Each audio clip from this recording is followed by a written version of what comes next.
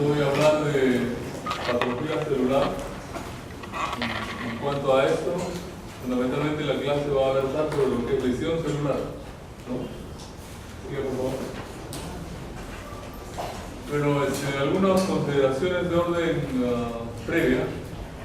Como dijimos en la clase inaugural, patología tiene que ver con estos ítems o estos procesos, ¿no?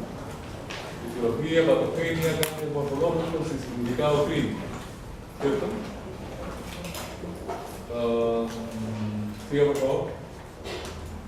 Este señor se llama Rudolf Virchow, es el padre de la patología moderna, ¿no? Para él, bueno, después de muchas observaciones, él decía que las enfermedades tienen una explicación y un correlato celular, ¿no? Entonces, el tiempo le daba razón con el advenimiento de cada vez mejores técnicas de estudio microscópico y bioquímico y en fin, inmunohistoquímico.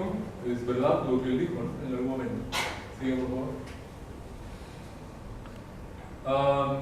Como decía, en nuestro curso los profesores tenemos mucha preocupación por lo que es el dialecto médico, el tecnolecto médico, mejor dicho.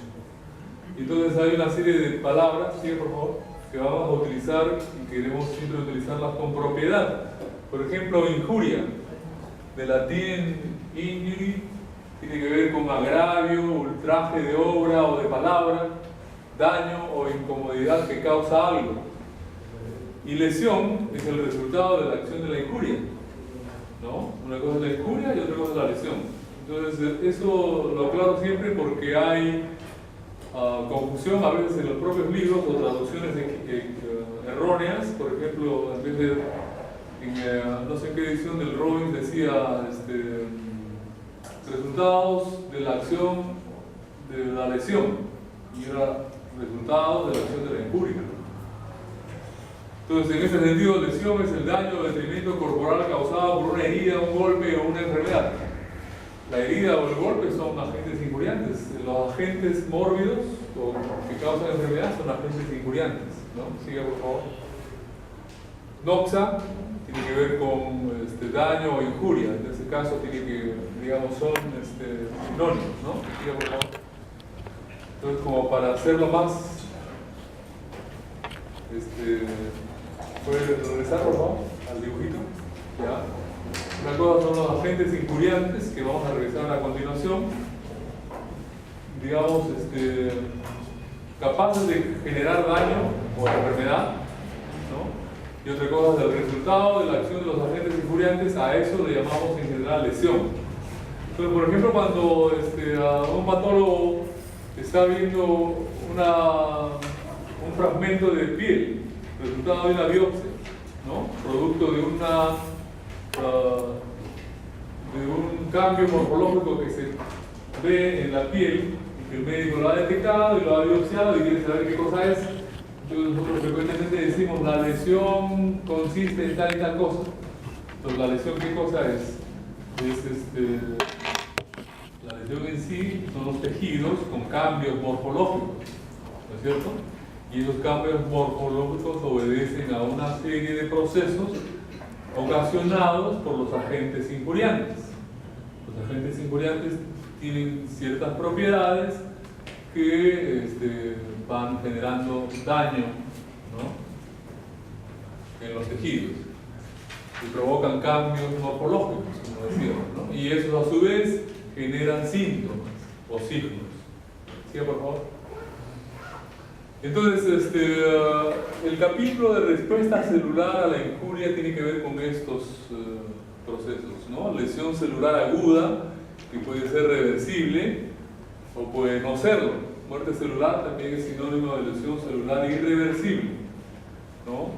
Entonces, lesión celular irreversible tiene dos patrones morfológicos. Uno es la necrosis y otra es la apoptosis. La necrosis es muerte celular que ocurre en un organismo vivo, para diferenciarlo de la muerte celular que ocurre en un cadáver, ¿no? Las células muertas de un cadáver no están necróticas, están autorizadas. Entonces, autólisis, ya si digamos vamos a los conceptos, autólisis es el proceso de muerte celular que ocurre en un cadáver o en las células de un cadáver. Diferente de necrosis, que es la muerte celular ocasionada por un agente injuriante que ocurre en un sujeto vivo, ¿no? Si nosotros tenemos un absceso cutáneo, ahí hay muchas células muertas, ¿no? Pero sin embargo el sujeto está vivo, ¿de acuerdo? ¿No? Y así como en múltiples enfermedades hay necrosis, como también en múltiples procesos o enfermedades o tumores también ocurre apoptosis, que es una muerte celular programada, como ustedes ya saben, ¿cierto? Entonces eso es en cuanto a lesión celular aguda, ¿no? Alteraciones subcelulares a la injuria pueden ser subletales, o sea, también reversibles y crónicas, ¿no? Adaptaciones celulares, hay muchas formas de adaptación celular a la injuria. La injuria puede ocasionar muerte, digamos, hay venenos que directamente actúan sobre las células y las destruyen, ¿no es cierto?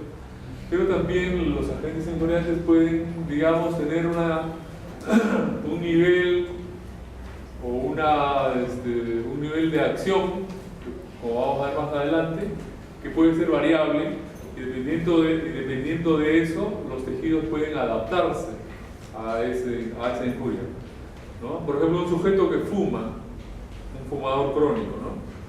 Ese sujeto está inhalando ese gas que tiene una serie de partículas nocivas para los tejidos, digamos, nocivas para el epitelio respiratorio, de la tráquea, de la laringe. Entonces, esa injuria en el fumador crónico pues es una injuria crónica.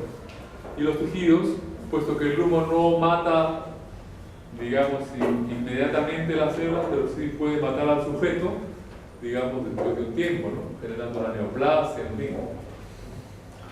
Pero previa a la aparición de esa neoplasia, los tejidos se han tratado de adaptar a la injuria que supone el tabaco y sus componentes, ¿no es cierto? Y uno de esos cambios es lo que llamamos metaplasia.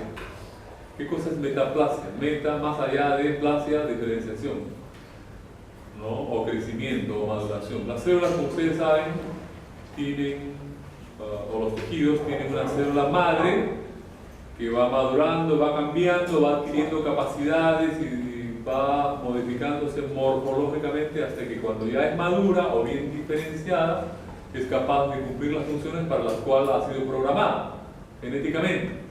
Entonces esas células madre pueden reprogramarse cuando hay un agente injuriante, ¿no? Con propósitos de adaptarse a esa injuria de alguna manera, ¿no? Entonces esa readaptación de las células madre genera un tejido que no necesariamente es idéntico al original.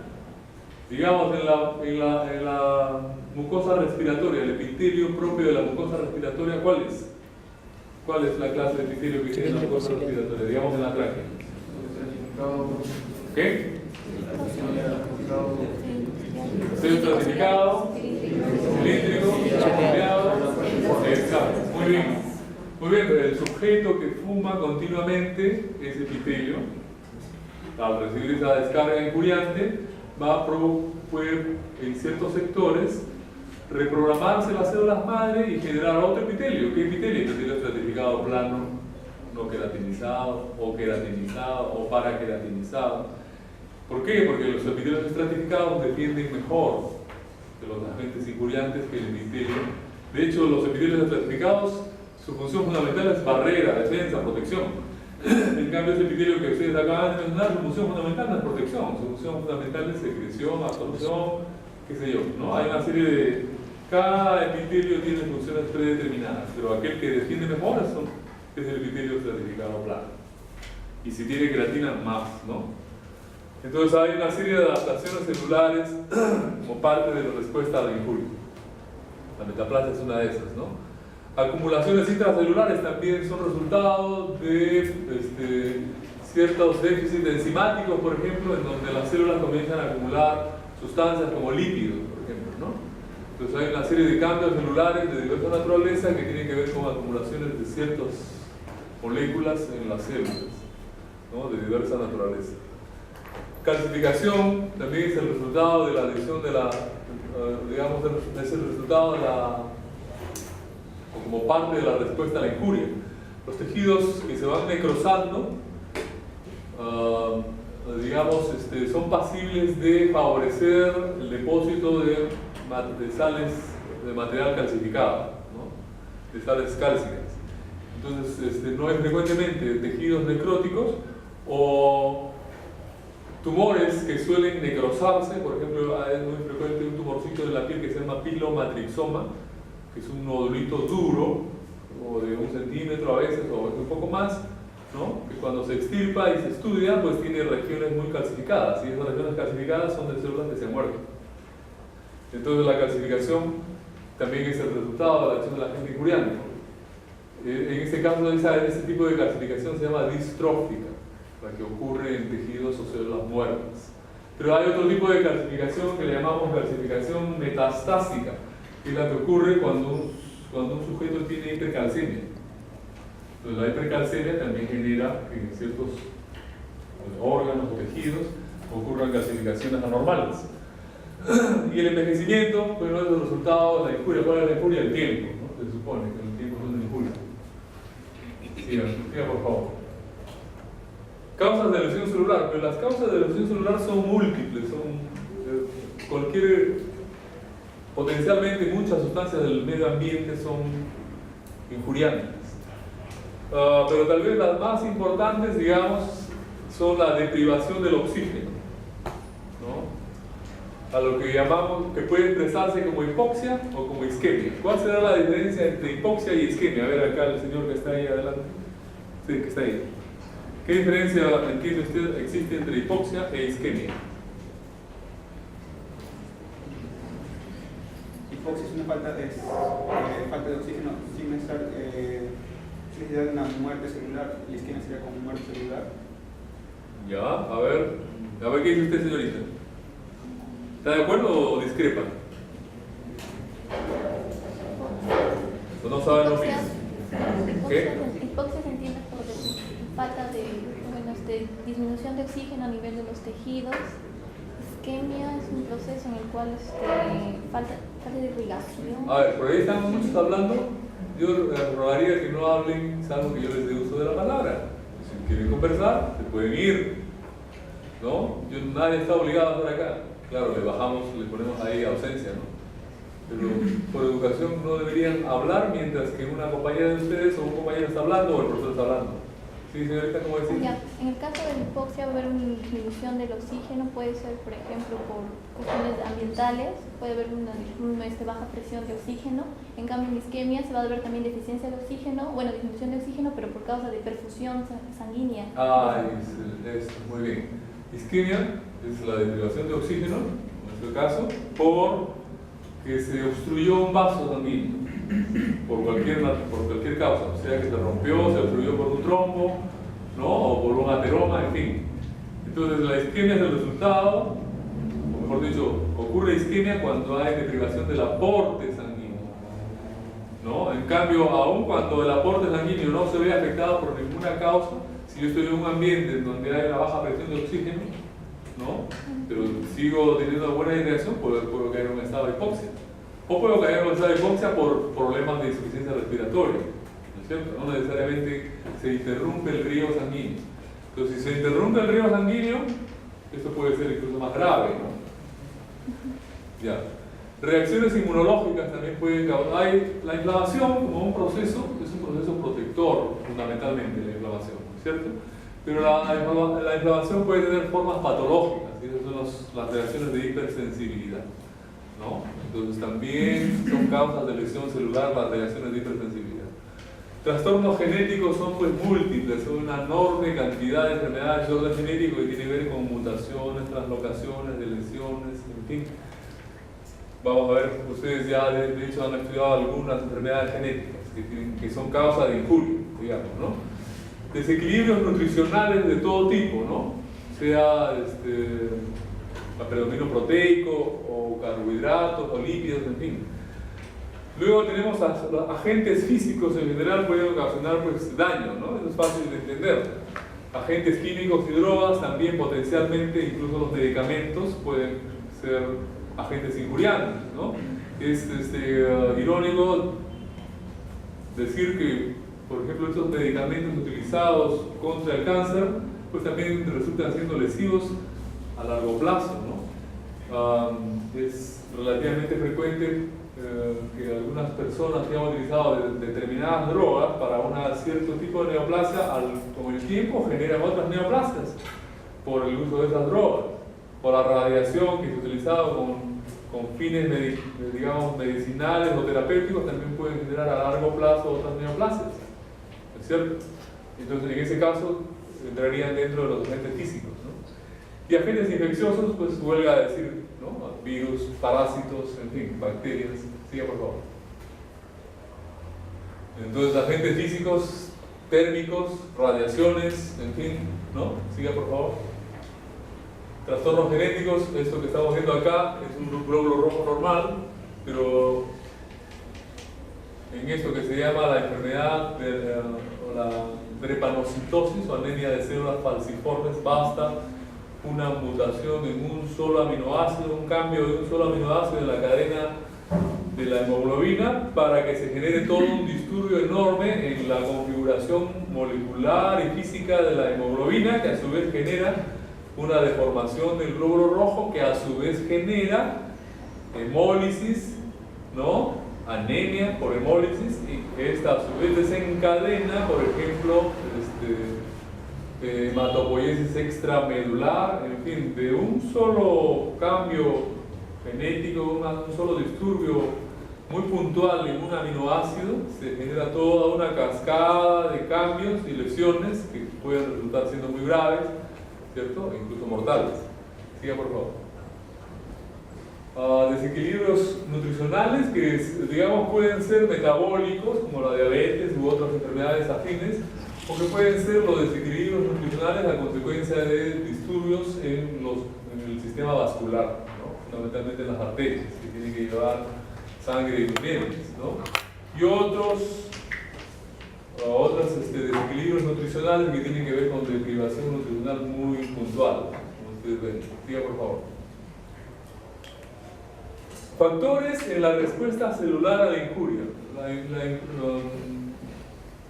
Hay muchos factores que tienen que ver con esta respuesta, dependientes de la injuria, el tipo de injuria, ¿no? No es igual, digamos, una infección por un Helicobacter, se me ocurre en este momento, hay un Helicobacter pylori que, digamos, es hasta cierto punto benigno, puesto que no está relacionado con la génesis de un carcinoma gástrico. Pero hay otras formas de Helicobacter pylori que genéticamente son distintos y tienen otras competencias y capacidades y que están en relación directa con la posibilidad de generar en aquel paciente un carcinoma gástrico, ¿no? No es igual un HPV, digamos, benigno, un HPV, un virus, un papilomavirus humano tipo 11, que un papilomavirus humano tipo 16 o 18. Estos dos están en el 95 o más % de los cánceres epidermoides que hay en el cuello uterino. En cambio, el tipo 11 es un papilomavirus que genera verrugas, pero una verruga no te mata. En todo caso, es estéticamente desagradable, pero no mata. Entonces, el tipo de injuria, ¿no? Es un factor importante. La duración de la injuria, ¿no? Es otro fenómeno importante, ¿no? No es igual que uno se queme puntualmente en un momento o que uno se queme, digamos, más tiempo, ¿no? Severidad y extensión de la injuria. Siguiendo con las quemaduras, pues no es igual una quemadura de primer grado, focalizada, por decir, en el dorso de la mano, que quemaduras de segundo y tercer grado que comprometen más del 50% de la superficie corporal, ¿no? Probablemente este último ejemplo el sujeto se muera, ¿no? Dependientes de la célula, el tipo celular. Cuando hablamos de tipo celular, hay tres tipos celulares, dependiendo de su capacidad de regeneración. Entonces hay células lábiles, células estables y células permanentes.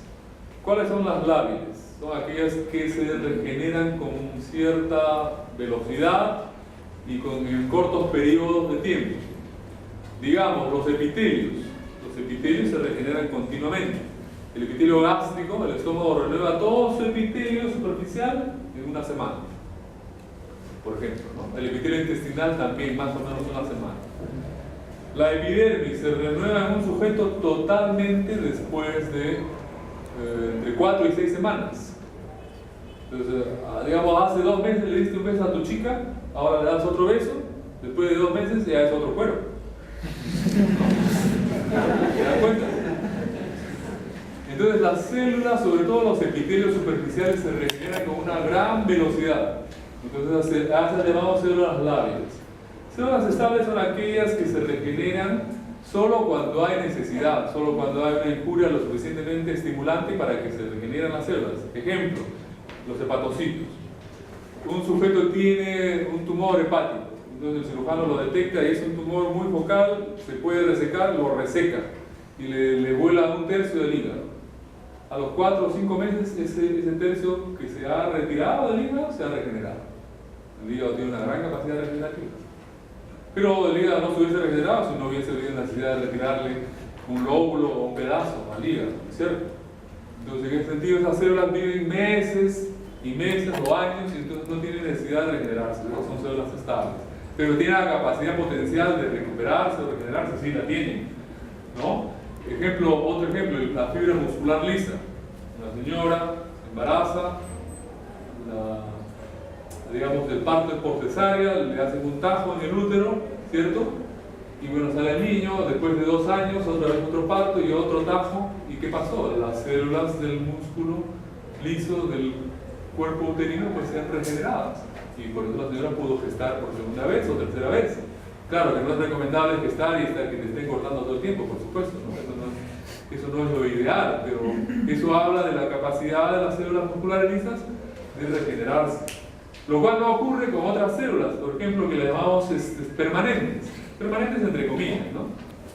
Que tienen muy baja o nula capacidad regenerativa. Ejemplo, los miocitos cardíacos. Un sujeto tiene un infarto, se le mueren esos miocitos cardíacos, digamos, una cierta cantidad, un 5%, y si ese 5%, la capacidad regenerativa del miocardio es casi nula.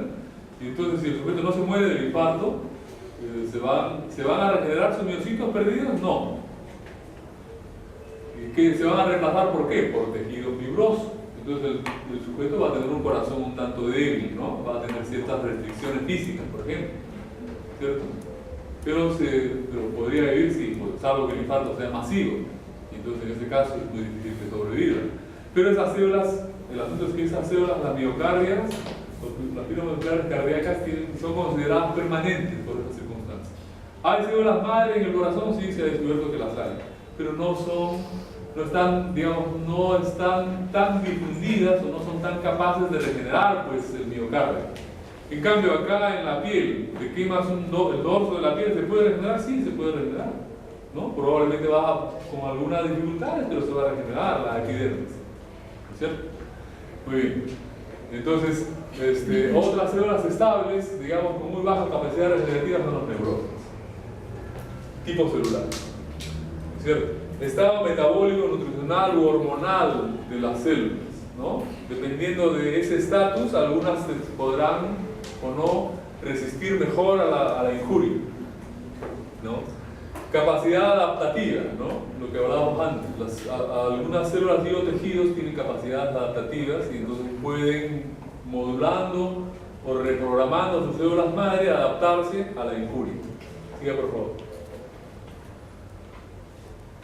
Lugar bioquímico.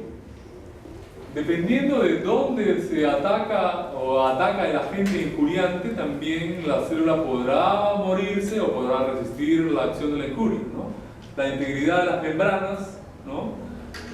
Si, digamos, el agente injuriante incide sobre la fosforilación oxidativa, por ejemplo, o sobre la producción de ATP, o sobre la síntesis proteica, o sobre el genoma, entonces dependiendo del punto de ataque, también la respuesta va a ser otra, ¿no? Va a ser distinta dependiendo del punto de ataque, ¿no?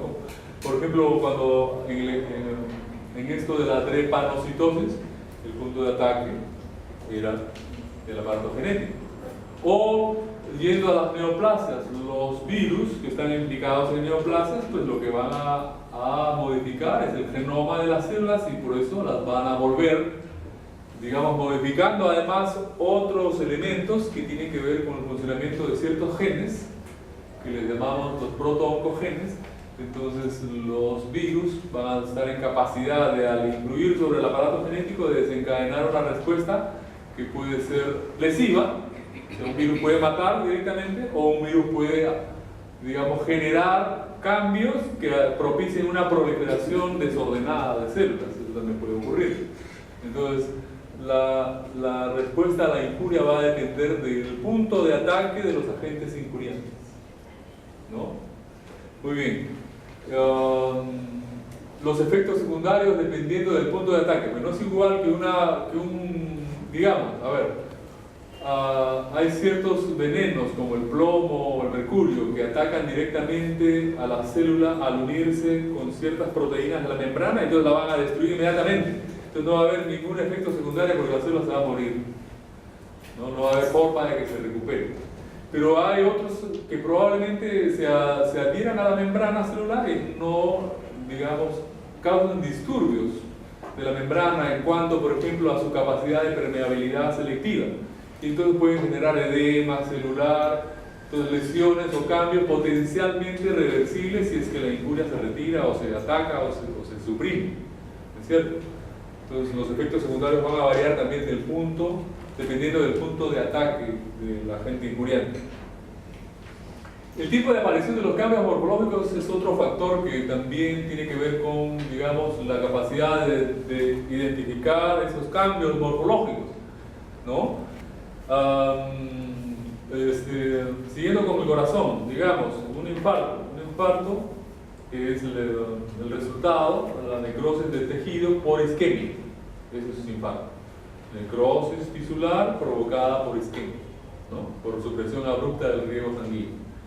Entonces, digamos, un sujeto tuvo un infarto, se murió, digamos a las 2-3 horas, le hacen la autopsia, buscan el corazón, pueden detectar la arteria que está obstruida y que ocasionó el infarto. Sin embargo, cuando hacen cortes seriados del miocardio, no encuentran variaciones morfológicas muy relevantes. Si el sujeto se murió, digamos, al día siguiente, después de 24 horas, hacen la autopsia, sacan el corazón y ahí sí van a ver cambios en el miocardio. ¿Por qué? ¿De qué dependerá? Porque el tiempo de aparición de los cambios de la isquemia en el miocardio varía, no es inmediato. Los cambios, digamos, los cambios que evidencian necrosis o lesión del miocardio no son inmediatos. En cambio, en otras células sí son inmediatas, ¿no? Digamos, en los epitelios, los cambios pueden ser inmediatos, ¿cierto? Pero no necesariamente en otros tejidos. Entonces, el tiempo de aparición de los cambios morfológicos varía, es variable y depende mucho también del tipo celular. Si la célula es estable, permanente o lábil, ¿cierto? Diga, por favor. Muy bien, aquí hay mecanismos bioquímicos generales que tienen que ver con lesión de las células. Uno de ellos, como decíamos antes, es la permeabilidad de la membrana. Si disminuye la permeabilidad de la membrana o se afecta, esto puede ser un mecanismo importante en conducir a la lesión celular reversible o irreversible. La disminución del ATP, ¿no? La generación de ATP. La generación de radicales libres de oxígeno, ¿no? El ion superóxido, el hidroxilo, en fin. Las células normalmente generan radicales libres de varias naturalezas, naturaleza variada. Una de ellas son los radicales libres de oxígeno. Pero también los tejidos tienen mecanismos bioquímicos, como vamos a ver más adelante, por los cuales deshacerse de los radicales libres para que no sean nocivos, ¿no? Esos radicales libres que se generan, los radicales libres de oxígeno, pues se reconvierten en agua. Y entonces las células no tendrían por qué sufrir en circunstancias normales la acción de esos radicales, ¿no? Pero si hay algún disturbio en esos procesos bioquímicos que tienen que reconvertir estos radicales en agua, entonces sí comienzan a ser nocivos para las células. La concentración celular del calcio es fundamental y cuando se pierde la homeostasis del calcio celular se activan muchos procesos enzimáticos que son deleterios para las células, ¿no? Como cuando también se lesionan las mitocondrias, que tiene que ver con la generación del ATP, pues, ¿no? Siga, por favor. Bueno, las concentraciones incrementadas del ion calcio generan una serie de disturbios celulares, como decíamos, y estos pueden ser calcio que viene de fuera, por disturbios en la permeabilidad de membrana, o puede ser calcio de origen endógeno, ¿no? Que sale de los depósitos celulares de calcio. Por cualquiera que fuera la vía por la cual se incrementan los niveles citosólicos de calcio, el calcio incrementado va a generar cambios que pueden conducir a lesión celular reversible o irreversible. Sigue, por favor. Como aquí dice, ¿no? Agentes injuriantes, digamos, a partir de la acción de agentes injuriantes o por liberación desde mitocondrias, por ejemplo, el calcio se puede, o del retículo endoplasmático rugoso, el calcio se incrementa en el interior de la célula, y este incremento en el calcio genera, por ejemplo, activación de ATPasas que disminuyen el ATP, o fosfolipasas que disminuyen los fosfolípidos, proteinasas que generan ruptura de membrana o de los elementos fibrilares proteicos que tienen que ver con el armazón de la célula.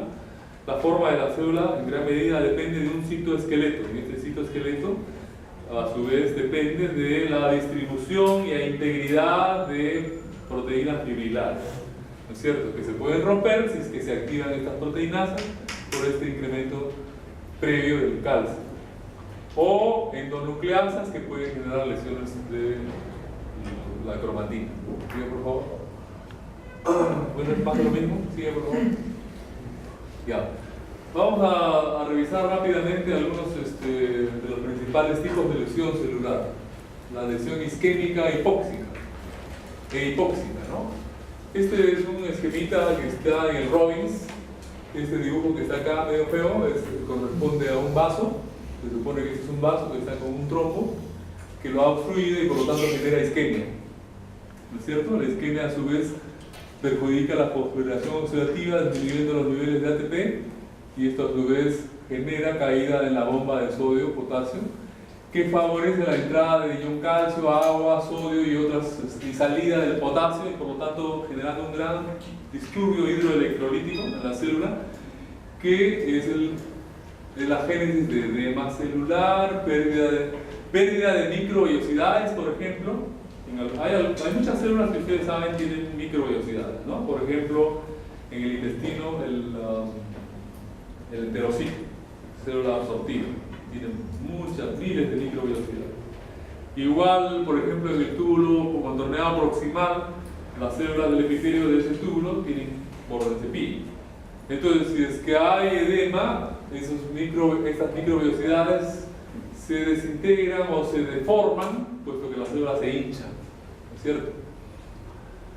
Vesiculación de organelas en general, eso genera, digamos, el edema, hinchazón del retículo endoplasmático, figuras de mielina. ¿Qué cosa será la mielina? A ver, esa niña que está ahí, agarrándose la ñata. ¿Qué cosa es la mielina? ¿Se acuerdan?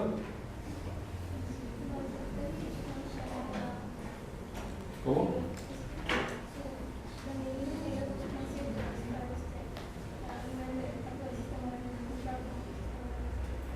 ¿Ya? ¿Para qué sirve?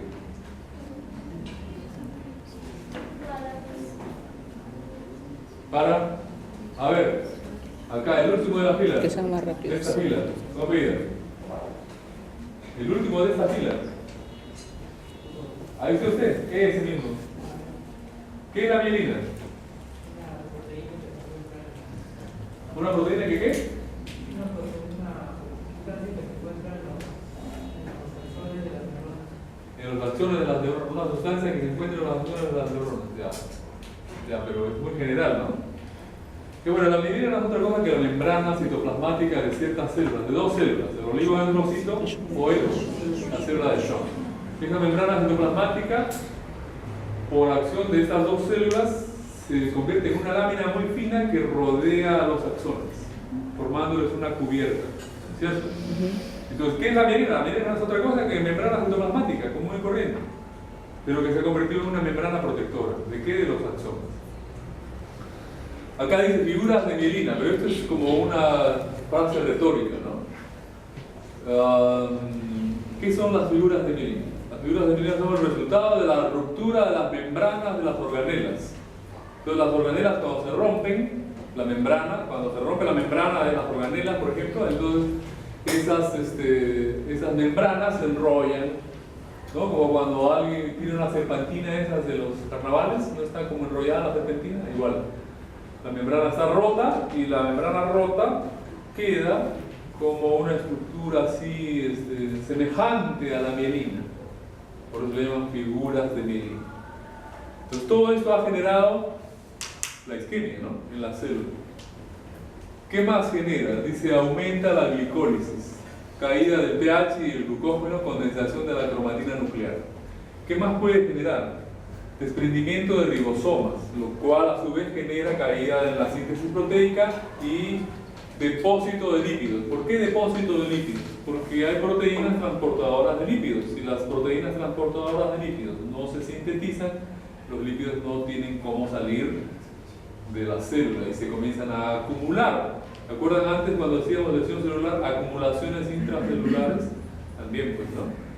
Por falta de la apoproteína, ¿no? O la proteína transportadora.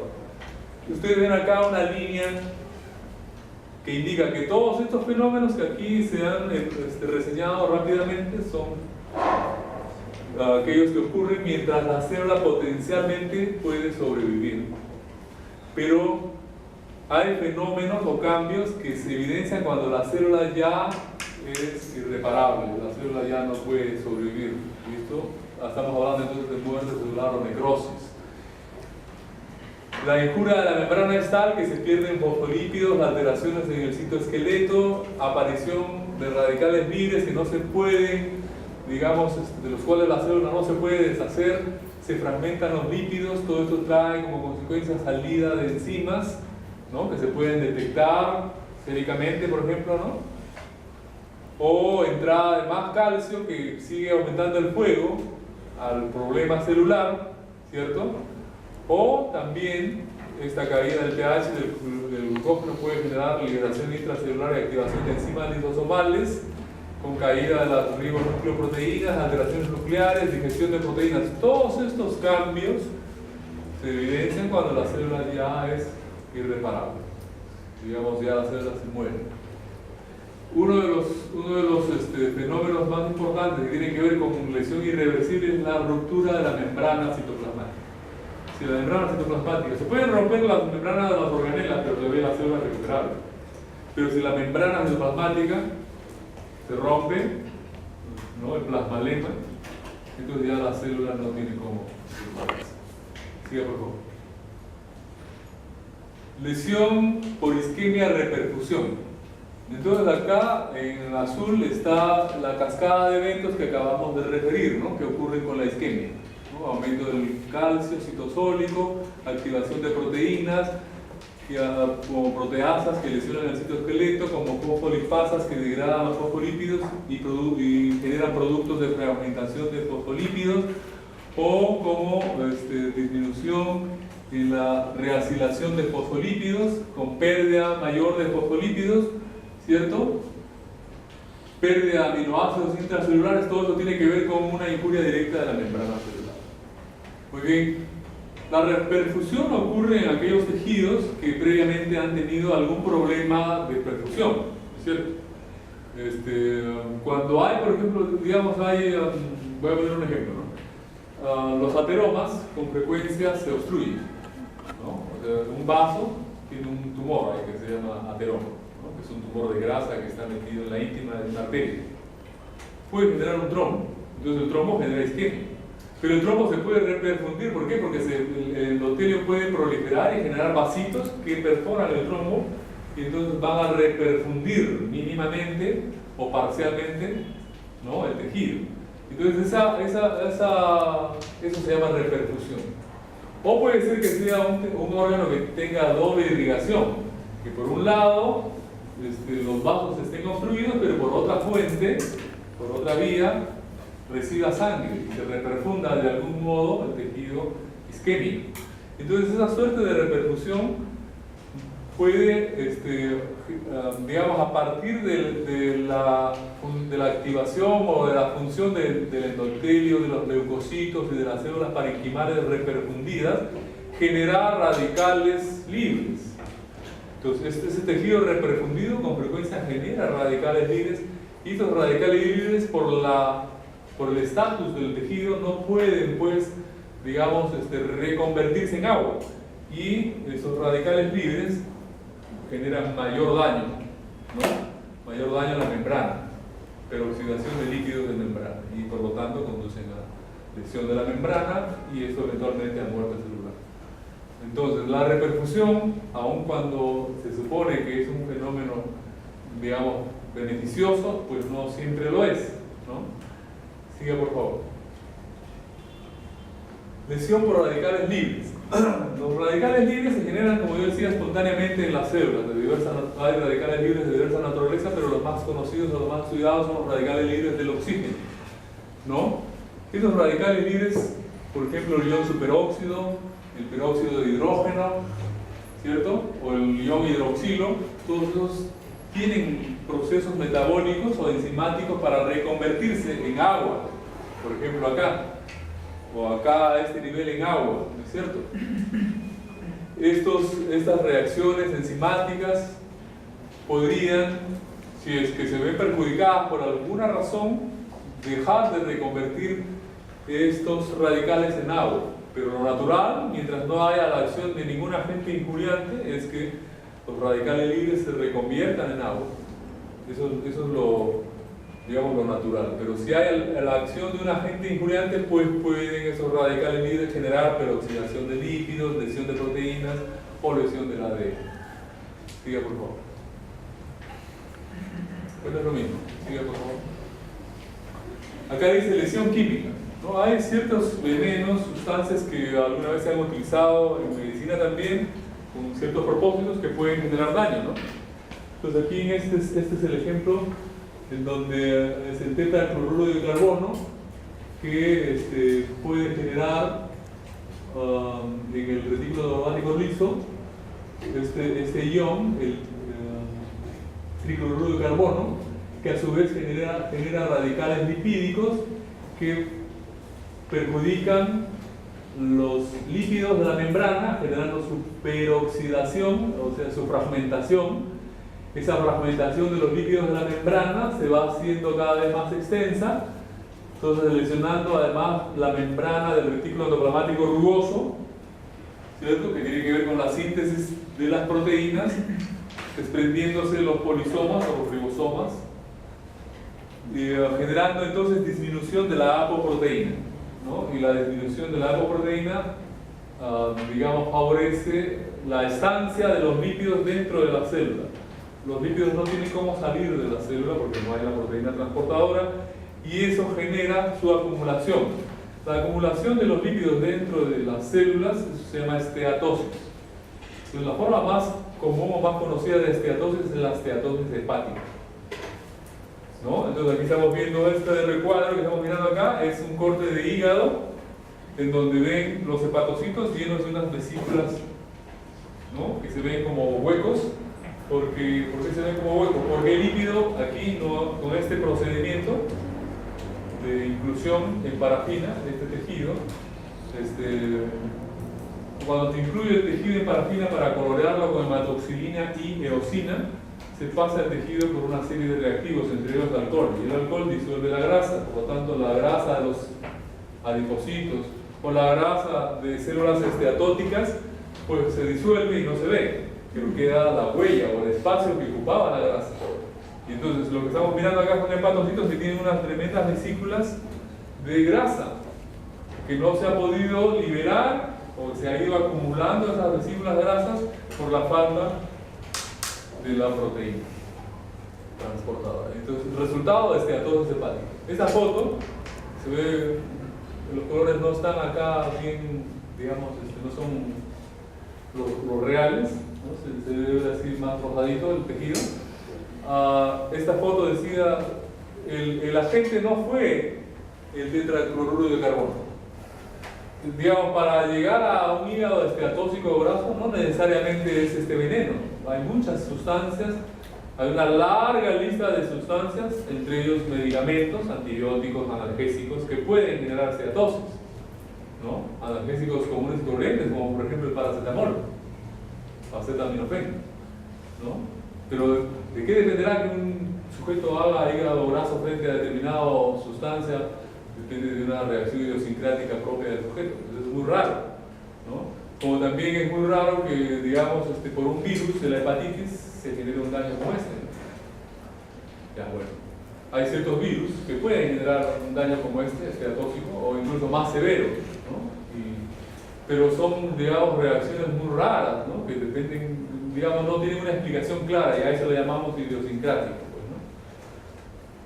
Siga, por favor. La secuencia morfológica de lesión irreversible a reversible. Cuando la célula va modificándose por la acción de un agente injuriante, el cambio, digamos, los cambios iniciales son edema, como decíamos antes, ¿no? Edema y generación de vesículas intracitoplasmáticas que no son otra cosa que la hinchazón de las organelas, ¿no? Entonces resulta que la célula se va hinchando y esa hinchazón es evidente con el microscopio óptico. Uno ve la célula de mayor volumen y además el resultado de la hinchazón de las organelas también se ve como una suerte de aspecto espumoso del citoplasma o un citoplasma turbio, razón por la cual a ese estatus de una célula edematosa con ese citoplasma, con organelas hinchadas, se le llamó tumefacción turbia. Tumefacción turbia, entre comillas, no es otra cosa que el aspecto morfológico de una célula, digamos, lesionada, pero que la lesión es reversible potencialmente. Diferente del estatus de una célula muerta, irrecuperable, ¿no? Que ya la célula no está hinchada, al contrario está encogida, ¿no?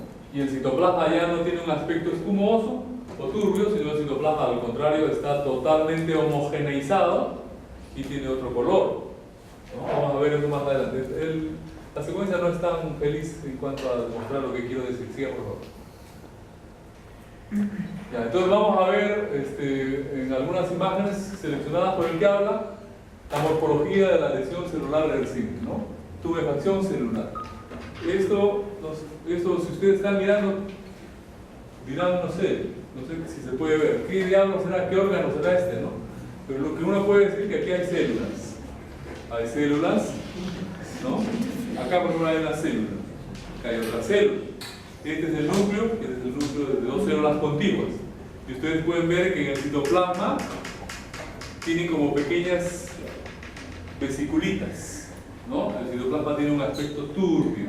Esto es tumefacción turbia. ¿Qué órgano será este? Difícil que ustedes puedan adivinar, ¿no? Sigan por favor, ahora de repente la próxima se ve. ¿Ahora lo pueden decir, no? Tampoco, ¿no? Muy tranquilo. Esto de acá se llama rayos medulares. A ver, ¿qué órgano tiene rayos medulares? Riñón. Ah, ya, muy bien. Está tirando histología. Ya. Estos son los rayos medulares. ¿Y qué cosa hay en un rayo medular? Túbulo contorneado, túbulo proximal, porción recta. Túbulo distal, porción recta. Conducto colector, que es recto. Esta parte. Muy bien, estas son las células del túbulo proximal. ¿Se parecen? No se parecen nada. Miren las células del túbulo proximal cómo están totalmente hinchadas. Miren, el núcleo en el túbulo proximal es basal. ¿Y dónde está el núcleo? El núcleo está casi en el ápice de la célula. O sea, la célula se ha hinchado, tiene un aspecto turbio, entre comillas, y el núcleo está desubicado, pérdida de la polaridad nuclear, porque el polo del núcleo es el basal, no el apical. ¿De acuerdo? Entonces, esto, aun cuando se ve tan llamativo, es potencialmente reversible, se supone, ¿no? Sigue, por favor. Pero lo mismo, pero a más aumento, ¿no? Las mismas células del túbulo proximal hinchadas, lesión reversible, tumefacción turbia. Sigue, por favor. Esto lo acabamos de ver, cambio hidrópico o esteatosis, el aspecto, porque eso es hígado. Los hepatocitos tienen una serie de vesículas llenas de grasa, ¿no? La esteatosis hepática, que puede ser macrovesicular o puede ser microvesicular. A veces hay ciertos, eso digamos no es patognomónico ni específico de algún agente en particular. Muchos de estos cambios que vemos en patología son inespecíficos, ¿no? Hay muchas de las respuestas celulares a la injuria son inespecíficas, es decir, el espectro de agentes injuriantes es muy grande, ¿no? Digamos, son muchos los agentes, una larga lista de sustancias hepatotóxicas que pueden generar el mismo patrón de respuesta patológico, en este caso la esteatosis, ¿no? Comenzando por el alcohol, ¿no? No tomen alcohol. ¿Sí o no? Bueno, la esteatosis vista a mayor aumento, ¿cierto? Los núcleos también en este caso, los hígados hepatocitos esteatóticos, también los núcleos pueden cambiar de ubicación. El núcleo de un hepatocito es de ubicación central, se puede hacer excéntrico por la vacuola enorme o las múltiples vacuolas de grasa que tiene el citoplasma. Sigan por favor. Esto es, tampoco se puede ver, pero ahí se ve rojito, miren. ¿Qué cosa es? Son miocitos cardíacos. Miren los miocitos cardíacos, ¿qué tienen? Vesículas. Vesiculación iba a decir, ¿no? Vesiculación de fibras cardíacas, muy raro, ¿no? Esteatosis cardíaca. Este es el caso de un niño. Las imágenes esteatóticas del hígado y del riñón.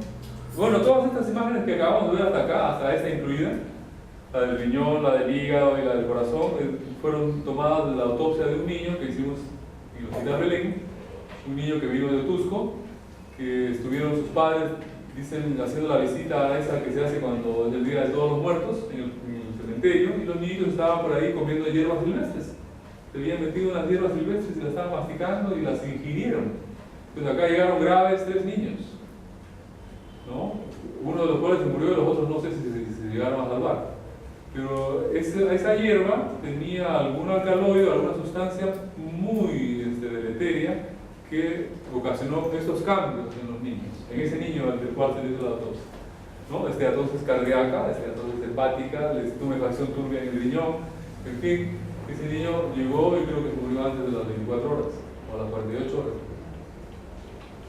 Entonces se mandó a estudiar la hierba, porque cuando yo hice la autopsia abrí el intestino del niño y el intestino por lo menos 1 metro estaba lleno de una masa verde de lo que el chiquito había masticado y se había metido en la boca. Siga por favor. Entonces esto es esteatosis también, ¿no? Necrosis, patrones morfológicos de necrosis. Hemos visto en todo lo anterior, son lesiones reversibles. Estas son lesiones irreversibles. Aquí estamos mirando, este órgano sí lo pueden reconocer, ¿no es cierto? ¿Qué es? Rayos medulares, riñón, ¿no es cierto? Este es un lóbulo renal que está totalmente necrótico, un lóbulo renal. Para que este lóbulo totito esté así dibujadito y necrótico, tiene que haber ocurrido isquemia, ¿no? O obstrucción de la arteria lobar, que lo va a irrigar, ¿no es cierto? Porque ustedes saben, a los lados de las pirámides van las arterias interlobales, ¿no es cierto? Ya bueno, una de esas se obstruyó en su inicio y generó este infarto renal. Sigue por favor, lobar. Infarto renal lobar. Necrosis coagulativa. Entonces, ¿cuál es el patrón morfológico que genera la lesión isquémica? Por isquemia, el patrón morfológico de necrosis, digamos, habitual y que sirve como patrón casi general, porque hay variaciones de este patrón general que tienen nombres específicos. Entonces, el nombre general de la necrosis se llama necrosis coagulativa. Le llaman así necrosis coagulativa porque las células o las estructuras se ven todavía como sombras. Es decir, no se desarticula el tejido ni se desintegra, sino permanece más o menos integrado, pero ya no es sino la sombra de lo que alguna vez fue, ¿no? Entonces aquí estamos viendo un panorámico desde el riñón. Ustedes ven estas zonas más o menos coloreadas, son corteza renal todavía viable, pero esta zona, que se ve así, más clara, es la necrótica. Siga por favor. Son túbulos renales, digamos, más o menos viables, y estos son los túbulos renales muertos. Acá se pueden ver los túbulos más pálidos como sombras, ¿no? Los que están más cerca los pueden ver, pero acá estos se ven todavía más o menos coloreaditos, ¿no? Más o menos coloraditos. Sigan, por favor. Igual acá, ¿qué será eso? ¿Lo pueden reconocer, no? Ya, cápsula de, ¿y esto? Glomero, pero pueden ver los núcleos, los hematíes, no pueden ver nada, ¿no es cierto? Pero sí pueden reconocer, por lo menos como sombra, que esto fue alguna vez un corpúsculo, ¿cierto? Con su membrana, con su hoja parietal y su glomero, ¿cierto? Y que esto también fue un túbulo, no sé si proximado de tal, probablemente proximado. Siga, por favor.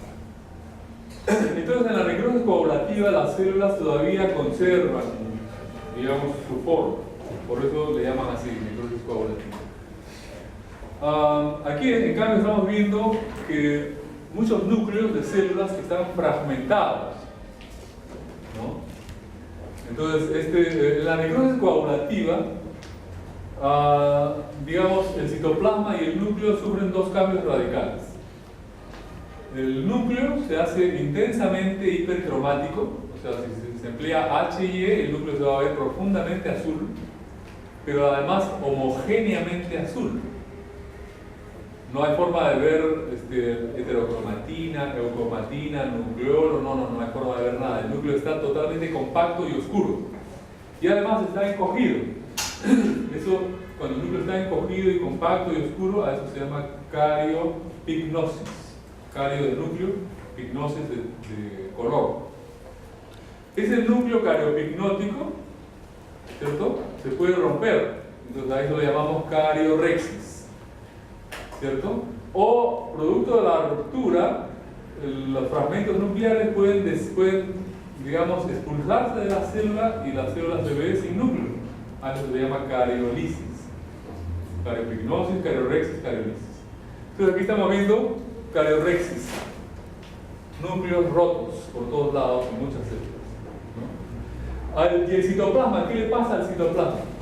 El citoplasma también se condensa y, digamos, se hace una masa también compacta, también reducida en diámetro y que se colorea intensamente con la eosina. Entonces se ve un núcleo sumamente eosinófilo, pero homogéneamente eosinófilo, y un núcleo compacto, homogéneamente teñido, pero también reducido en volumen. Eso es el correlato, digamos, más común de lo que llamamos necrosis coagulativa. Siga, por favor. Acá estamos viendo necrosis licuefactiva. Ejemplo de necrosis. ¿Qué órgano será? El pulmón. Aquí en este pulmón ustedes están viendo la superficie de corte del pulmón. Aquí estamos viendo una especie de caverna, un hueco, en donde el tejido ya no está, hay un hueco. ¿Qué pasó con el tejido? Se licuó, ¿no es cierto? Se destruyó, se desintegró totalmente. Esto, cuando el tejido se desintegra totalmente como en un absceso, eso es necrosis licuefactiva. Por ejemplo, un chupo, ¿no?, de la piel. Dicen absceso diagnosticado, absceso drenado. El cirujano le mete un tajo y saca todo el pus. ¿Y qué cosa es el pus? Tejido necrótico licuado. Porque ahí hay, además de pirocitos, es decir, neutrófilos muertos, hay células del tejido normal que también están muertas, se han licuado. Y todo sale como una argamasa, como un material líquido, amarillento, verdoso, a veces maloliente, ¿cierto? Entonces el absceso es una forma de necrosis licuefactiva. Fíjate, por favor. Como aquí estamos viendo, quedó algo de epitelio respiratorio por acá, pero aquí todo está abscedado, todo está necrosado, quedan núcleos pignóticos, pero todos hechos una argamasa que destruyó totalmente la estructura normal del tejido pulmonar. Siga, por favor. Igual acá, ¿no? Todo es una masa de pus, ¿no? Un absceso. Siga, por favor. Aquí estamos viendo un corte de cerebro, ¿cierto? Y acá estamos viendo una zona necrótica en el cerebro. El cerebro, cuando sufre isquemia, el patrón, digamos, habitual de la necrosis en el cerebro post-isquemia es la necrosis licuefactiva. Ustedes saben que el cerebro tiene un tejido de soporte al que le llamamos glía o neuroglia. La neuroglia es un conjunto de células con proyecciones citoplasmáticas pitiformes que forman una red que se llama neurópilo, ¿cierto?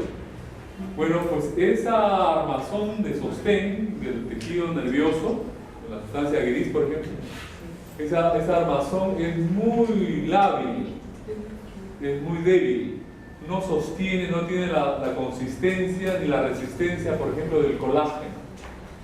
Digamos, la piel tiene la dermis, que tiene mucho colágeno y por lo tanto tiene un gran soporte, ¿cierto? En cambio acá no. La deprivación de oxígeno, producto de la falta de un estroma así, digamos, fuerte o que tenga la consistencia de los tejidos conectivos, salvo las meninges que sí tienen cierta consistencia, la dura madre, pero eso ya no es propiamente el tejido nervioso, ¿no? Es la cubierta del tejido nervioso.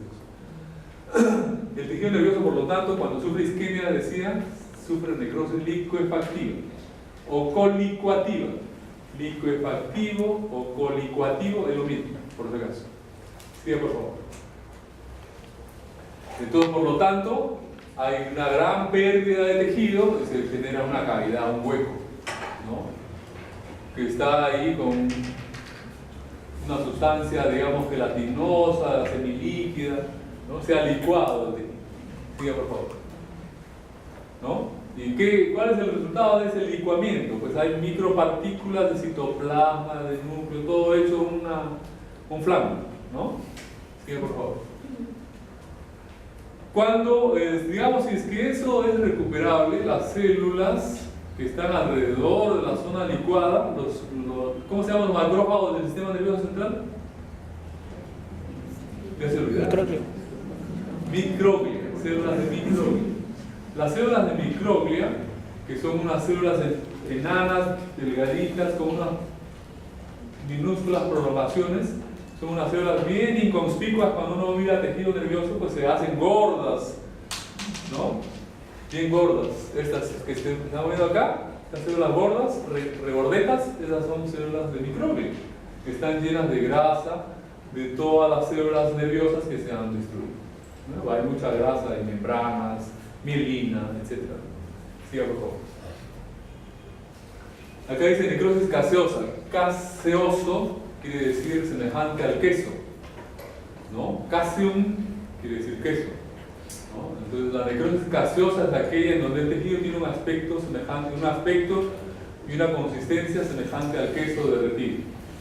Entonces la necrosis gaseosa es muy común en las infecciones tuberculosas, ocasionadas por Mycobacterium tuberculosis. ¿De acuerdo? Entonces aquí estamos mirando, por ejemplo, un pulmón con un nódulo calcificado, o digo, un granuloma calcificado. Y acá también este otro, mientras que acá la tuberculosis es más o menos focal, acá es biliar, ¿no? Por todos lados hay, pero aquí hay un gran centro calcificante de necrosis gaseosa. Siga, por favor. Acá estamos mirando, no en la flechita acá, sino acá.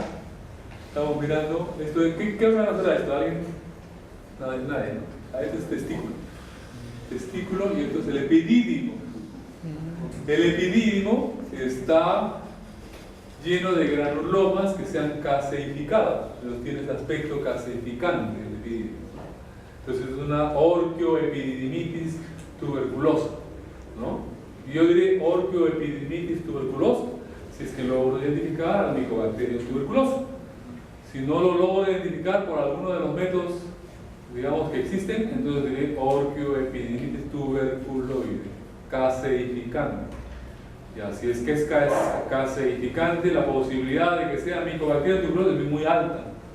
9 de cada 10 o 99 de cada 100 son por Mycobacterium tuberculosis, ¿no? Pero no lo puedo, digamos, si no tengo el germen, no puedo decir tuberculoso de frente, ¿no? Siga, por favor.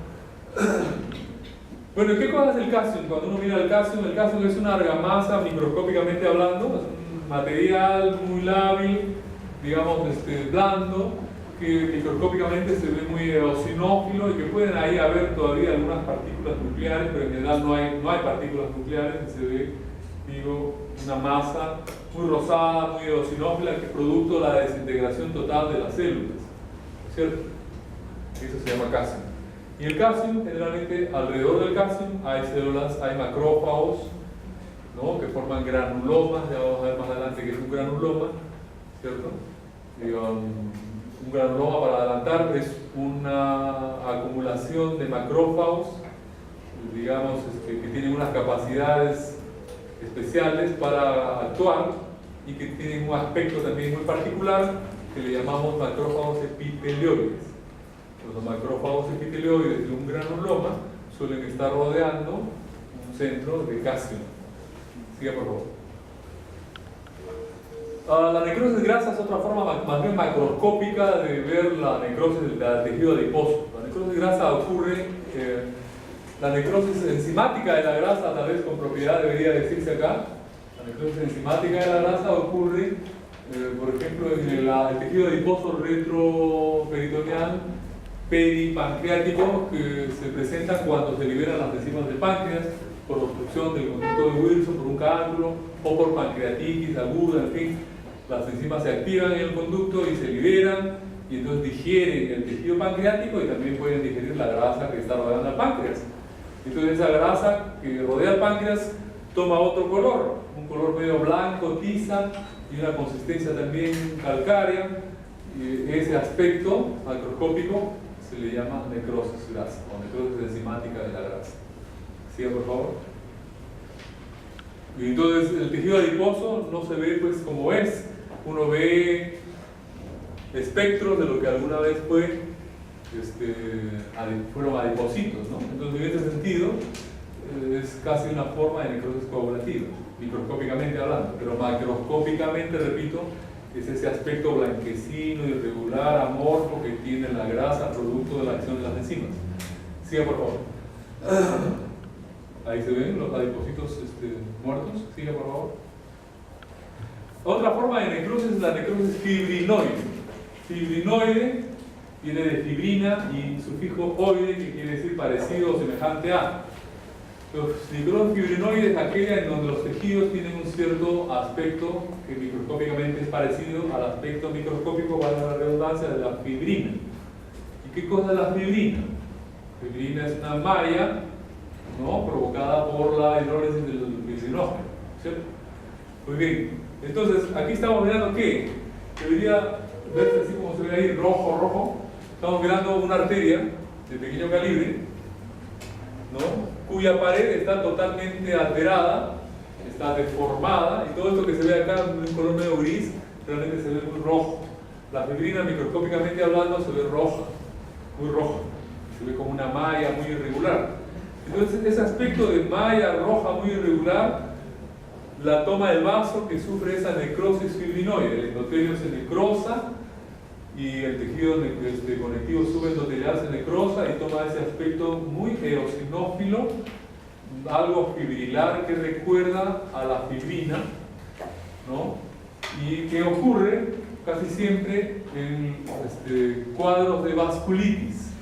Entonces, de hecho, ese cambio, esa necrosis fibrinoide de la pared vascular, es uno de los criterios histológicos fundamentales para decir que el paciente o el tejido, o que en el tejido estoy identificando vasculitis. Pues una de las manifestaciones de vasculitis es la necrosis fibrinoide.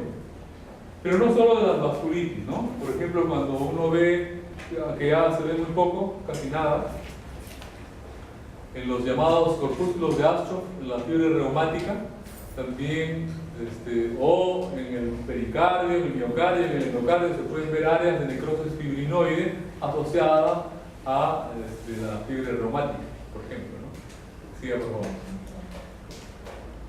Necrosis gangrenosa, ¿no? Aquí estamos mirando el pie de un cristiano que está ahí todo negro.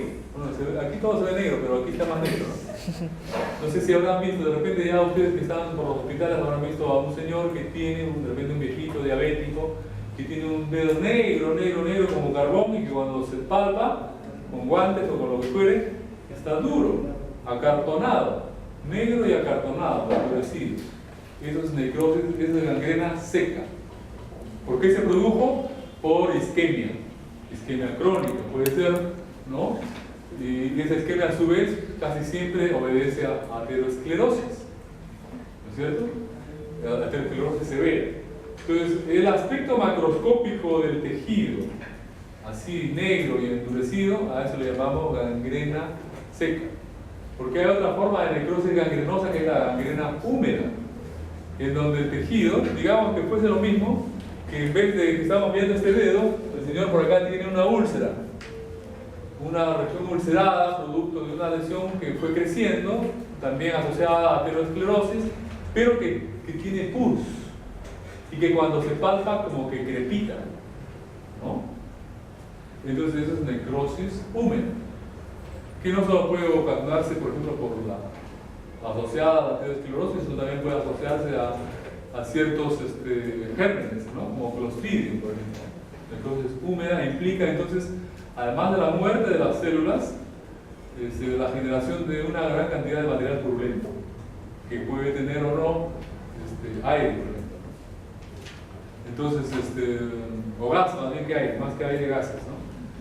Entonces a esto le llamamos de gangrena húmeda. Entonces hay dos formas de gangrena, la gangrena seca y la gangrena húmeda.